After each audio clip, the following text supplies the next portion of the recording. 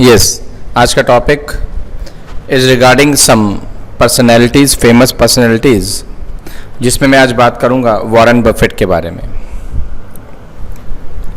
Warren Buffett world के smartest investor और world के टॉप 10 रिचेस्ट पर्सन्स में से एक, और ये ऐसे इन्वेस्टर हैं जिन्होंने इन्वेस्टमेंट्स अपनी 11 साल की एज से ही स्टार्ट कर दी थी। इनके बारे में कुछ फैक्ट्स जानते हैं बेटा। Warren Buffett is one of the most successful investors in the world. Some people have referred him as Wizard of Omaha. Wizard का मतलब क्या होता है? जिसमें मैजिकल पावर्स होती हैं।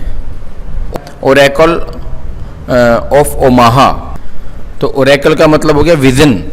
इनको लोग फॉलो करते थे वहाँ पर।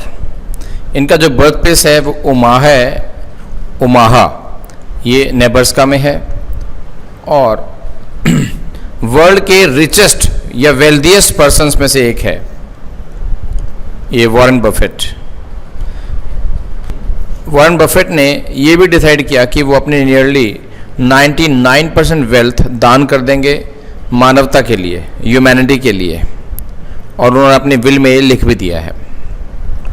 वो चेयरमैन है बर्कशायर हाथवे कंपनी के, और उनकी जो सैलरी है वो लास्ट 25 ईयर्स से ले रहे हैं $1 लाख एनुअली वो ले रहे हैं। इनके बारे में कुछ फैक्ट्स जानते हैं बेटा। He bought his first stock when he was 11 years old. जब वो 11 साल के थे तभी उन्होंने पहला स्टॉक परचेज कर लिया था। 1942 की बात है, और उन्होंने 6 शेयर खरीदे थे सिटीज सर्विस प्रेफर्ड, जिस कंपनी का नाम आज की डेट में है सिडको, CITGO। उन्होंने $38 पर शेयर के हिसाब से 6 शेयर परचेज कर लिए थे अपनी 11 साल की एज में। ठीक, एक और फैक्ट था इनके बारे में।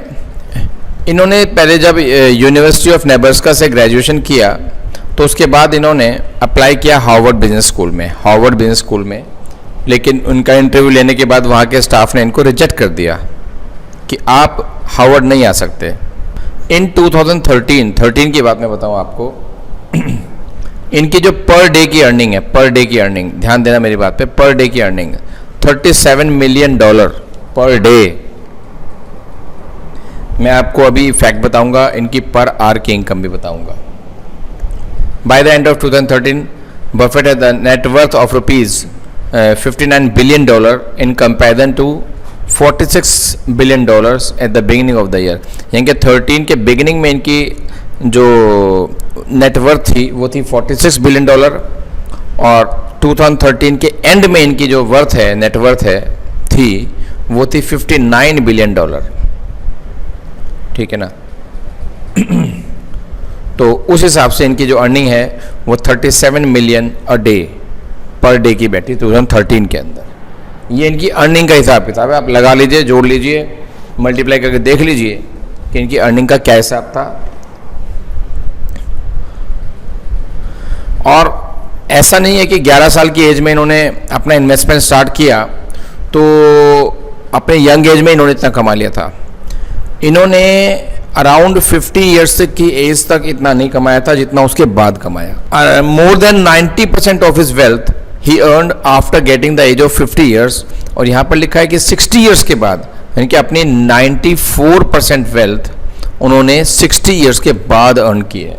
अपने दिन के टाइम का 80% टाइम वो रीडिंग में खर्च करते हैं। आज भी वो कहते हैं कि रीडिंग करो तो वही आपके वेल्थ का मेन रीज़न बनेगा, वही आपके नॉलेज का मेन रीज़न बनेगा, रीडिंग। तो ये इनके बारे में कुछ फैक्ट्स है। वर्ल्ड के कुछ बिलियनियर्स हैं, हालांकि सिलेबस का पार्ट नहीं है, पर मैं बफेट के बारे में बात करूंगा, बाकी सबके बारे में आप बात कर सकते हैं।